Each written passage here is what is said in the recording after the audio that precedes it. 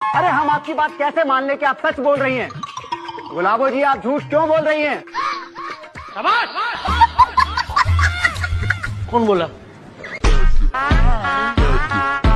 परसों के बाद हम जाके मिले और आप कह रहे हैं कि मैं झूठ बोल रही हूँ।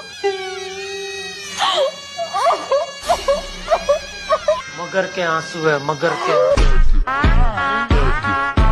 क्या वकील आप रोमांटिक नहीं है? बोलिए, जवाब दीजिए, चुप क्यों हो गया? नहीं, ना ही मैं रोमांटिक हूँ, ना ही मेरी शादी हुई है और ना ही मेरा कोई बॉयफ्रेंड है। हिम्मत भी कौन करेगा? आपसे एक सवाल और पूछूंगी।